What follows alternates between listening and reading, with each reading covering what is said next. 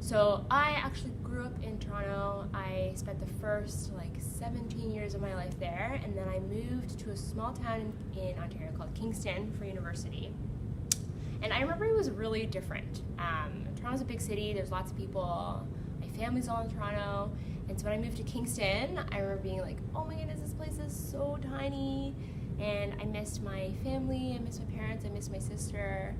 But I really enjoyed my time there because I made a lot of friends there.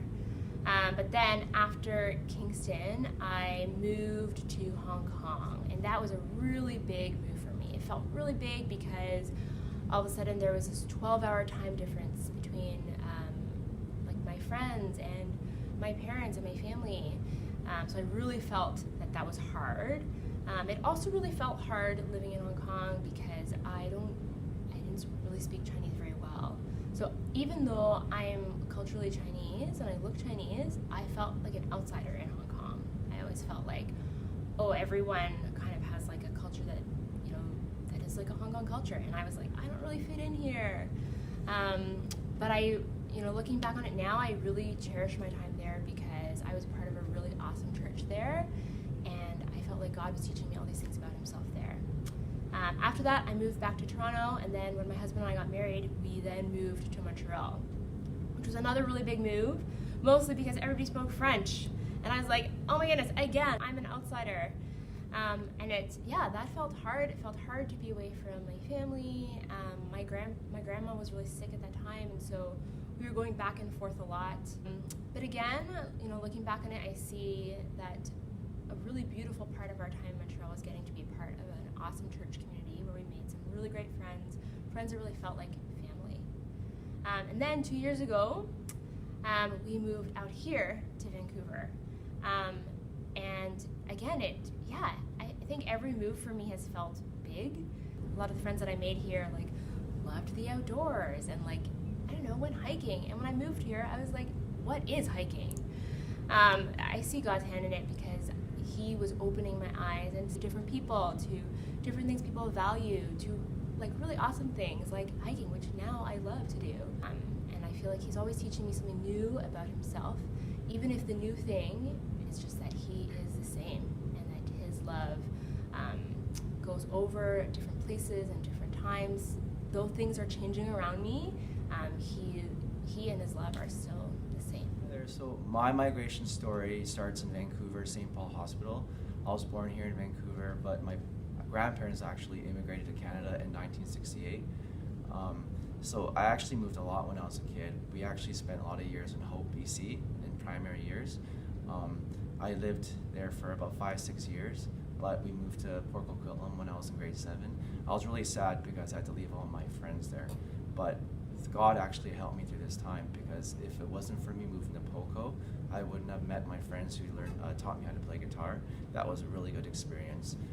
So when I moved to Kamloops, I went to university there, and I'm very thankful that God brought me to that specific place, because I originally did want to go to UBC, a more prestigious school, and I didn't want to go to a small school that nobody heard about. But I'm very thankful that God actually blessed me in that university, because during that time I met some really key people who taught me more about God, and I got to come closer to God during this time.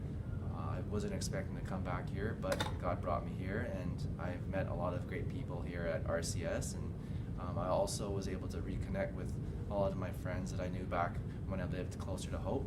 So I'm very thankful for that. God, he made everything work out, and everything happens for a reason. So my migration story starts in Toronto, Ontario. That's where I was born. And my family decided to move to Regina because my dad was studying to be a pastor. And he found a church in Regina that he wanted to work at. So we all up and left. I think I was only 2 years old. So I don't remember much about Regina. After that, I think I was 4 at the time, and we moved to London, where there was double-decker buses, and everybody spoke with a British accent. It was dreary all the time, and I didn't love it there, but I made friends and kind of just went with it because my family took me there. Lived there for 4 years. I went to something called reception, which we call kindergarten here. And then I made some friends, and my dad was like, okay, we're moving again.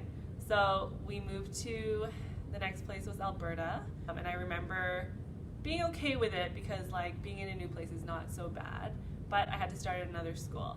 I was one of the only Asians in my class, so it was kind of difficult being the outsider. After 3 years, I had finally made some good friends, and my dad said, okay, we're moving again. This time I was not so happy about moving because I had some good friends and I had a school that I liked, but you can't really say no to your parents. So we moved. So I started, I think, grade 7 in Lethbridge, Alberta. It was middle school-ish times. And you know, in middle school, your friends really matter and relationships start to matter a lot more. So I really didn't want to move after that.